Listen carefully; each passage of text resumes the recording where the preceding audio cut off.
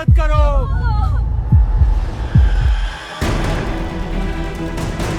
नाश्ता करते हुए हमारे कुछ बच्चे और 4 लोग बड़े वो इधर चले गए सेल्फी लेने के लिए। जब वो सेल्फी ले रहे थे तो अचानक पानी आ गया। पख्तूनख्वा की हुकूमत के पास ये कहना हमारे पास वसाइल नहीं है, झूठ है। और अगर सच भी हो, बैठे क्यों वो मसनद के ऊपर चढ़ के गए, कुछ कर नहीं सकते? क्यों लोगों को मरने के लिए छोड़ा हुआ? खैबर पख्तूनख्वा के अपने लोग भी मर रहे हैं, जो सियाह जाते हैं वो भी मर रहे हैं। हमारी जो इब्तदाई इतलात थी, जहाँ जहाँ से कोताही हुई थी, यानी जहाँ ख्वाजा खेला के मुख्तलिफ रिवलेट्स हैं, वहाँ से ये पानी का बहाव शुरू हुआ, तो वहाँ से अर्ली वार्निंग आनी चाहिए थी। उसमें जो लैग आया उस पर वहाँ के जो हमारे असिस्टेंट कमिश्नर थे उनको सस्पेंड किया गया।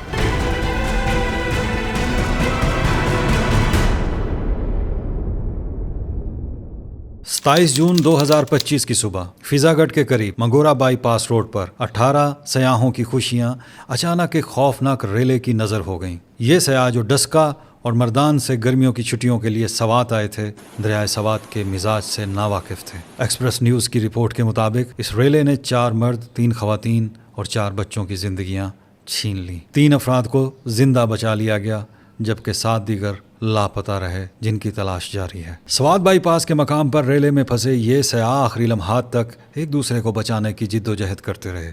एक सयाह ने बच्चे को कंधे पर उठा रखा था।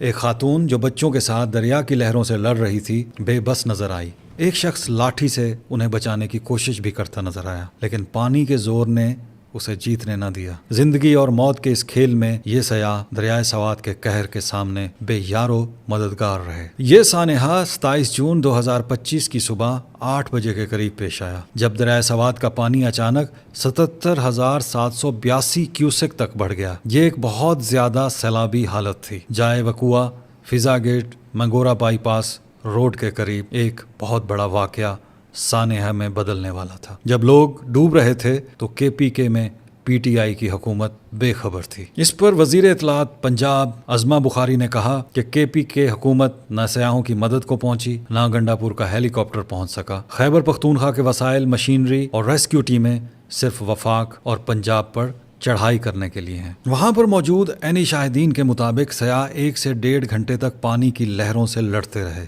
एक टीला जो उनकी पनाह का बना हुआ था, आहिस्ता आहिस्ता खिसकता चला गया। लोग खौफजदा थे, कभी हाथ आगे बढ़ाते, एक दूसरे को पकड़ने की कोशिश करते, लेकिन हर कोशिश नाकाम होती गई। एक के बाद एक हर शख्स पानी की नजर होता गया। इब्तदाई मीडिया रिपोर्ट्स के मुताबिक रेस्क्यू टीम्स मौका पर देर से पहुंची, जबकि जियो न्यूज़ की एक बाद की रिपोर्ट के मुताबिक दरियाए सवात के वाक़े में जिंदा बच जाने वाले रूहुल अमीन ने कहा कि हम दरिया के किनारे खड़े थे कि सैलाबी रेले ने घेर लिया। उन्होंने कहा कि रेस्क्यू वाले मौका पर पहुंचे, लेकिन हमारी कोई मदद नहीं की। 6 लोग बच गए, बाकी पानी में बह गए। समा न्यूज़ ने रिपोर्ट किया कि चीफ सेक्रेटरी खैबर पख्तूनख्वा शहाब अली शाह ने तस्लीम किया कि रेस्क्यू ऑपरेशन में शदीद खामियां थीं। उन्होंने कहा हमारे पास 45 मिनट का वक्त था जब जानें बचाई जा सकती थी, लेकिन एक छोटी सी गलती ने बड़े सानहे को जन्म दिया। उन्होंने वादा किया कि जिम्मेदारान पुलिस, रेस्क्यू सर्विसेज या सिविल इंतजामिया के खिलाफ सख्त कार्रवाई की जाएगी।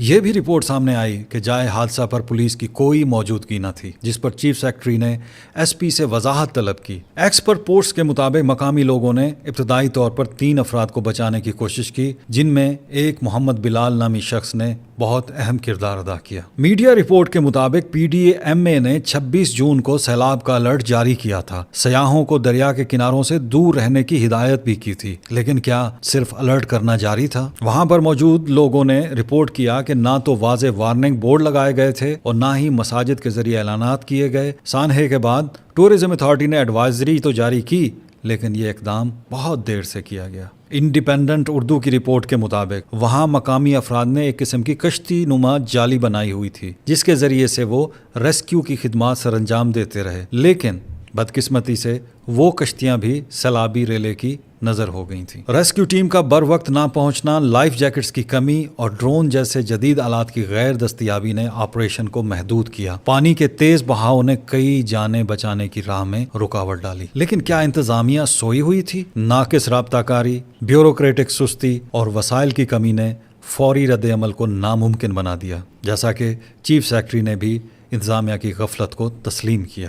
وی نیوز کے مطابق سوات کے سینئر صحافی فیاض ظفر کا کہنا ہے کہ اس واقعے کی ذمہ داری ضلعی انتظامیہ پر عائد ہوتی ہے، جس نے نہ بروقت اقدامات کیے اور نہ ہی بروقت ریسکیو ٹیمیں پہنچ سکیں۔ انہوں نے کہا کہ عینی شاہدین کے مطابق ریسکیو کا عمل اس وقت شروع کیا گیا جب تمام افراد ڈوب چکے تھے۔ انہوں نے کہا کہ اس وقت سب بے بس تھے، کسی کو سمجھ نہیں آ رہی تھی کہ سیاحوں کو کیسے بچایا جائے، سب دیکھ رہے تھے اور کچھ لوگ موبائل فون سے ویڈیو بنا رہے تھے۔ بی بی سی کی رپورٹ کے مطابق سوات میں اس روز بارشیں ہو رہی تھیں۔ دفعہ 144 بھی نافذ تھی، لیکن اس پر عمل درآمد نہیں کرایا گیا اور نہ ہی حکومت یا مقامی انتظامیہ نے کسی قسم کی پیشگی تیاری کی تھی۔ مقامی صحافی نے دعویٰ کیا کہ ہم مسلسل فون کر رہے تھے کہ ریسکیو ٹیمیں آ کر لوگوں کو بچائیں، لیکن وہ تاخیر سے پہنچے۔ ان کے پاس ایسے حالات سے نمٹنے کے لیے مناسب وسائل ہی نہیں تھے، ان کے پاس صرف ٹیوبز تھیں جو ناکافی ثابت ہوئیں۔ وادی سوات اور بلکہ پورا پاکستان پہلے بھی سیلاب کی زد میں رہا ہے۔ ڈان نیوز کی رپورٹ کے مطابق 2010 کے سیلابوں سے پاکستان میں 1985 اموات ہوئیں اور سوات میں بنیادی ڈھانچہ تباہ ہوا تھا۔ ہزاروں لوگ متاثر ہوئے اور ملک بھر میں لاکھوں لوگ۔ 2022 کے سیلاب میں یونیسیف کی رپورٹ کے مطابق 1739 اموات ہوئیں۔ سوات میں 11 سکول اور 16 واٹر سپلائی سسٹم تباہ ہوئے اور ملک بھر میں 33 ملین لوگ متاثر ہوئے تھے۔ یہاں اگست 2022 میں کوہستان میں پیش آنے والے اس افسوسناک واقعے کا مختصر تذکرہ ضروری ہے۔ اس واقعے کی ایک ویڈیو بھی وائرل ہوئی تھی جس میں 5 افراد کو دریا کے بیچوں بیچ پھنسے ہوئے دیکھا جا سکتا تھا، جبکہ ان کے بے بس اہل خانہ انہیں بچانے کی کوشش کر رہے تھے۔ وہ افراد 5 گھنٹے سے زیادہ دیر تک وہیں پھنسے رہے، لیکن حکومتی مشینری انہیں ریسکیو نہ کر سکی۔ ہیلی کاپٹر کے ذریعے کارروائی کا اعلان تو کیا گیا، لیکن وہ صرف زبانی جمع خرچ نکلا، اس پر عمل درآمد نہیں کیا گیا، جس کے نتیجے میں 4 افراد دریا میں بہہ کر جاں بحق ہو گئے۔ 3 سال بعد سوات کا یہ واقعہ پیش آ چکا ہے۔ یہ بات قابل افسوس ہے کہ کوہستان کے مقابلے میں سوات ایک معروف سیاحتی مقام ہے اور یہ واقعہ منگورا شہر کے قریب پیش آیا، لیکن اس کے باوجود قیمتی جانوں کو بچانے کے لیے کوئی مؤثر اقدام نہیں کیا جا سکا۔ پاکستان تحریک انصاف کی حکومت سن 2013 سے خیبر پختونخوا میں برسر اقتدار ہے اور اس عرصے کے دوران ریسکیو 1122 کو وسعت دی گئی اور نئی گاڑیاں بھی خریدی گئیں، لیکن اکثر انہیں سیاسی مقاصد کے لیے استعمال کیے جانے کا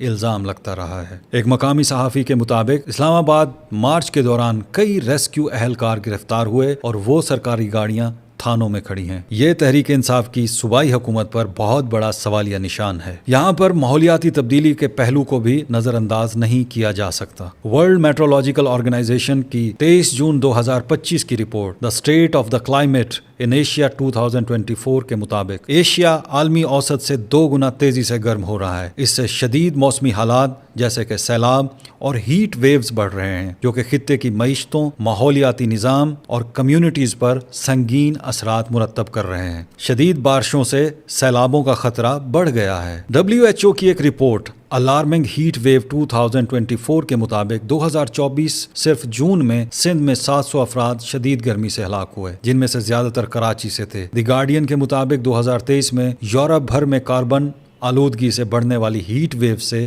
50,000 سے زائد اموات ہوئیں، جن میں یونان، اٹلی، اسپین سر فہرست تھے۔ ورلڈ ہیلتھ آرگنائزیشن نے ماحولیاتی تبدیلی کو یورپ میں ماحول سے متعلق اموات کی سب سے بڑی وجہ قرار دیا۔ یہ پیش رفت عالمی ماحولیاتی بحران کی سنگینی کو ظاہر کرتی ہے اور پاکستان، جو اس بحران کے لیے سب سے زیادہ حساس ممالک میں شامل ہے، اس سے شدید متاثر ہو رہا ہے۔ سوات کا یہ سانحہ گلیشیئرز کے پگھلنے اور غیر معمولی بارشوں کا نتیجہ ہے۔ حکومت پر الزام ہے کہ الرٹس کے باوجود کوئی عملی اقدامات نہ کیا گیا، نہ وارننگ بورڈز لگائے گئے، نہ پولیس کی تعیناتی کی گئی۔ سوشل میڈیا پر عوام نے انتظامیہ کی سستی کو کڑی تنقید کا نشانہ بنایا، لیکن سیاحوں پر بھی کچھ ذمہ داری عائد ہوتی ہے جنہوں نے PDMA کی وارننگز کو نظر انداز کیا۔ تاہم واضح ہدایات اور حفاظتی اقدامات کی کمی نے انہیں خطرے سے بے خبر رکھا۔ میڈیا رپورٹس کے مطابق سانحے کے بعد خیبر پختونخوا حکومت نے فوری اقدامات کیے۔ تجاوزات کے خلاف کریک ڈاؤن، دریائے سوات کے کنارے غیر قانونی تعمیرات اور